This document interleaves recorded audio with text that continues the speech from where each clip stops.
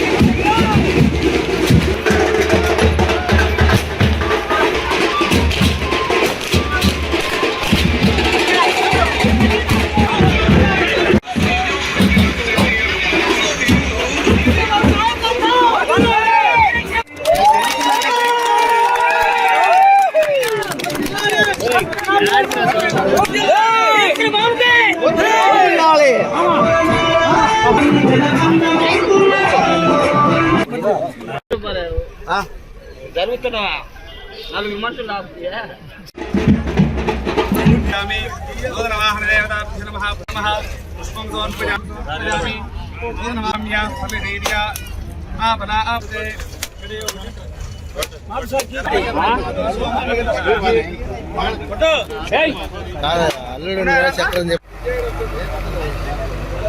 ఈ మధ్య తిప్పి అలవాటైంది.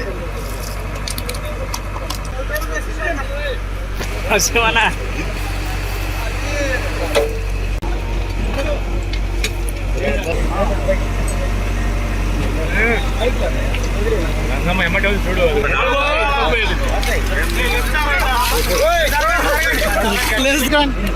సైడ్కి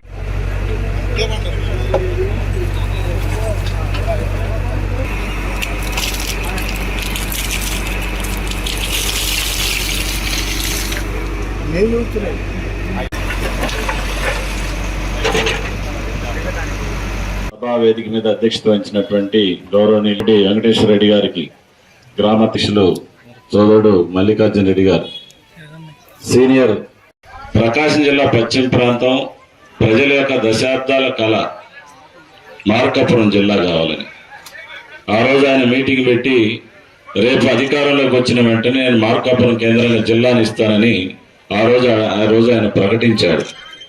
ప్రకటించిన వెంటనే ప్రభుత్వం వచ్చిన అధికారంలోకి వచ్చిన వెంటనే మొన్న డిసెంబర్ 31వ తారీఖున మార్కాపురం జిల్లాను ప్రకటించి కలెక్టర్ని, ఎస్పీని, జిల్లాధికారులందరినీ కూడా ఇక్కడ కూర్చొని పెట్టినటువంటి చరిత్ర నారా చంద్రబాబు నాయుడు గారిది, కూటమి ప్రభుత్వాన్ని చెప్పేసి తర్వాత జగన్మోహన్ రెడ్డి ఎన్నికల ముందు వచ్చాడు మన ప్రాంతానికి వచ్చి వెలుగొండ ప్రాజెక్టు పూర్తయింది, నేను జాతికి అంకితం చేసిపోతానని చెప్పేసి ఆ రోజు మన కొత్తూరు దగ్గర వెలుగొండ ప్రాజెక్టు దగ్గర చెప్పాడా లేదా? జగన్మోహన్ రెడ్డి చెప్పాడా లేదా? చెప్పి పూర్తి చేసి జాతికి అంకితం చేసిపోయాడు. ఇప్పుడున్నటువంటి ఎమ్మెల్యే పక్కన చప్పట్లు కొట్టిండు, బాగా చప్పట్లు కొట్టిన ఎమ్మెల్యే ఇప్పుడేం మాట్లాడుతున్నాడు, వెలుగొండ ప్రాజెక్టుకి నిధులు కేటాయించాలని మాట్లాడుతున్నాడు. ఆ రోజున పూర్తయిన చప్పట్లు కొట్టిండు, ఇప్పుడేమో నిధులు కావాలంట. అని చెప్తే మేము ఇవ్వాలంట నిధులు. టోటల్ ఎస్టిమేషన్ వేసి 456 కోట్ల రూపాయలతోటి ఫీడర్ కెనాల్స్ ఆధునీకరణ కోసం, సిమెంట్ వర్క్ కోసం మంజూరు చేసినటువంటి చరిత్ర తెలుగుదేశం పార్టీది, ఎన్డీఏ కూటమి ప్రభుత్వానికి ప్రీతం ముఖ్యమంత్రి నారా చంద్రబాబు నాయుడు.